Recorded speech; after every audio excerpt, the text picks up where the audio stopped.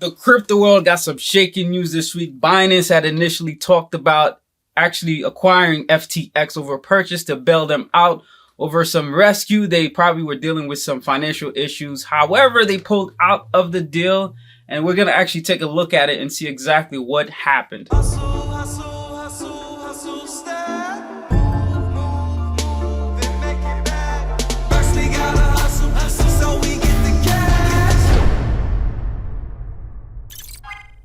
To start things off, this is a report from CNBC where it reported that FTX grew by 1,000%. So for the financial earnings, which was in August of 2020 of this year, they grew by 1,000%. The exchange took revenue from below 90 million in 2020 to more than $1 billion last year. This was in 2021 at an all-time, when cryptocurrency was at an all-time high, which is massively insane. His company grew. And let's just go to Google to verify. So we do FTX. This is the beautiful thing about Google. You could find revenue from any company for any years by just doing that. Revenue 2021. And it's accurate. It's $1 billion that they brought in 2021. Now in 2022, let's see if we can find anything in regards to that to see what exactly happened. Company brought in $2 million in the first quarter, which is still pretty good in the first quarter. So this is the only reporting that we actually have around this. It looks like this is the same article we were just looking at.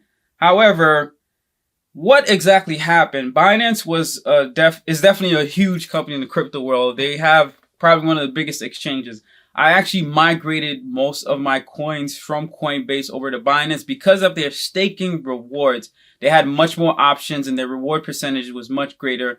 They had a very great experience, which I find to be much more intuitive than the other platforms. It was pretty seamless and easy. So reading this article of exactly why did they back out of the FTX rescue, they left FTX to file for bankruptcy, which as of Friday, November 10th, they actually did file for bankruptcy. So Binance is backing out of its plans to acquire FTX. Company said Wednesday.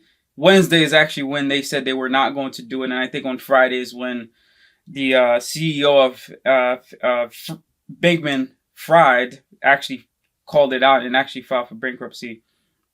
A lot of liquidity crunch issue of what's going on. But let me sum it all up for you exactly what it is that actually occurred.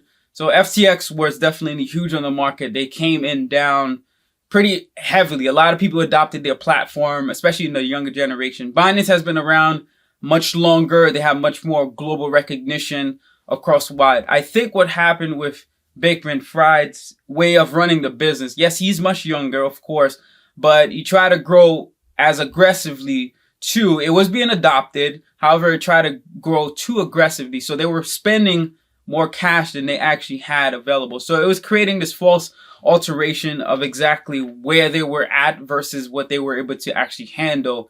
And when you do that, you just burn through money too fast, out of control. And then you end up being in this whole state where you have all this debt and you cannot actually liquidate. And that's to just sum it all without getting into all the technicalities of exactly what happened with FTX. Now, Binance, on the other hand, they're a much bigger company. If we look at their revenue for 2021, 20 billion, which is 20 times. And they've been around much longer as well. It's much more at a bigger scale, much more maintained. I think they had much bigger backing on the technology side to maintain as well as handle the capacity of dEPs and having all these transactions happen on their platform. That is part of the reason why, too, I migrated over. I felt like it's much more safer. They do have two sides to Binance. There's the Binance.us and then there's the Binance.com. The .us is really for us here in the United States that we can actually do transactions here, do all the staking. The Binance.com is where they have a lot of the global transactions. A lot of coins on there are restricted on the Binance.com platform, and that's why they created the Binance.us to make sure that they were compliant with all the SEC laws and such, and that we can actually do transactions on there. Now, this goes from state to state basis. If you're in a state like New York, you're still limited to a certain capacity. But being the fact me, I'm not in New York, I have a lot much more luxury in terms of what I do. But a majority of my coins are now inside of Binance, the ones that I can stake. The only thing I have left that are in Robinhood is like Litecoin. I do have some Ethereum Classic, but a majority of my coins are actually inside of Binance because I feel like they're much, much trustworthy. And let's actually take a look in terms of exactly what do I actually have, right? Let's take a look exactly so I can show you exactly some of the coins and some of the transactions that I have done. So the bottom of I use Yahoo Finance to help maintain a lot of this organization in terms of what coins I do and don't invest in and keep the tracking of it. I don't like looking at the amount on Binance because I want to forget about the average price I paid unless I see a huge slowdown or a huge downfall, which happened this week. This week I did purchase the near around $2.20 on average, and I'm staking all the coins. And I also purchased on Binance some Cadena. Now I had it on another platform at first, but being the fact that I'm trying to keep everything as much as I can on one or two platforms, I did another transaction purchase of Cadena, which is this here, at around $1.05.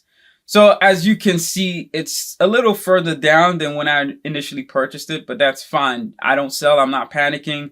This is all for long term. When you're doing staking, the way staking works is you get an APY over a course of the year, but every week you get a small chip of that. So after a year, let's say the coin stayed at the same price it's at right now for a year, so you get the 10%. So I put 1,000 inside of Near, and over the course of the year, it generated me 10% of interest, so I made $100. But let's say Near exploded now to being 10 times the value a year later, right? So that $1,100, which was my initial $1,000 investment, plus the $100 of interest that I earned, is now 10 times. So now I have $11,000. That's the beautiful thing about staking. If you weren't staking, what would have happened is you would have just had your initial $1,000 investment, and near 10x over the next year or whatever, you would have $10,000. So you get an extra sort of cash flow, sort of extra money, just as an incentive for staking. That's why I'm more of the buy and hold strategy. I'm not into the whole trading thing. I do believe much more in the long term. Not that I haven't tried trading before. I did try it. It was fun for a little bit of time, but really the long term seems much more manageable for me, as well as being a better tax incentive, because you get taxed higher when you're doing trading and you're not holding things for a year plus. So everything that I'm doing is being held for a year plus. So Cadena, Matic, I have all my Matic inside of Binance, Stock US now. It's all being staked. Doge, I'm still keeping it in Robinhood. Ethereum Classic, still in Robinhood. Ethereum, I moved over everything I had from Coinbase inside of Binance.us, and I'm staking everything. Ripple is not accessible by most platforms, but I left it in Coinbase because that's where I originally bought a lot of my Ripple. Litecoin is still in Robinhood, and I have no Bitcoin at all. Well, I'm lying. I actually have maybe a couple $100 worth of Bitcoin. If Bitcoin for me hits under 10,000, I think I will purchase one. That's my target price for it. Everything else I have on this list, Shiba Inu, I do have some. And then Binance, their coin as well, I'm staking. I did buy a bit while ago. I'm still up from the original investment. I think I purchased it around $270. And I also been earning some staking rewards from it. So that's it in a nutshell. A lot of things going on in the crypto world this week. We saw definitely a slowdown. And let's just take a look at Binance for a second, right? Let's see what happened within the past week. It went up to like 360 and then went drop down to like 270. The whole crypto world got shaken. And that's why I did a transaction this week to actually purchase some more. Near my buying target price was actually $2.50. So anything underneath that for me is ball game. So I waited. I was patiently waited. It was at 3 something for a long time, and then it dropped here. I was like, oh, there goes my cue right there. So I did that. I purchased some around 220, but I didn't do it right away because I wanted to see if it would drop down some more. It did a little bit, and then I bought it around 220. Now we can see it's still further down from where it was at, but that's okay. I'm not going on a panic mode. This is all for like long-term year incentive. And Cadena, I bought around $1. So I'm probably averaging around $1.50 per right there. I didn't buy anything else this week. That's all I pretty much purchased. So that's pretty much it for the crypto world. What's been going on? That's the bigger of a shakedown that happened this week with whole FTX and Binance. I don't blame Binance for not stepping into the deal because you should be a little bit more responsible. I know bankman-fried was much younger, not as experienced, but he is very intelligent. He's been running this company for quite some time. He created quite a bit of opportunity for people who are into the crypto trading as well as investing world on his platform. I did download the tool. However, I did not put anything on the platform. I do think he has a way out of this. It will take some time. When you file for bankruptcy, it doesn't mean you're completely off the books. You're out of it. Hertz did it, even though they're not a crypto company. They're a car rental company, and they came out pretty okay. Their stocks went all the way down to about 50 cents a share to now it's being worth $18 a share. And this is over COVID. Like during COVID, they filed for bankruptcy. And then a year later, they peaked, I think, to maybe $30 a share. And now they're about 17, 18 bucks a share. So he has a way out of this. We just have to wait and see what his moves are, what his transactions. They may be different investors that are willing to help and pitching to help him come out of this. But Binance are definitely not pulling their cards, which I don't blame them for the decision to do so. So peace. If you find this insightful, definitely share it with someone.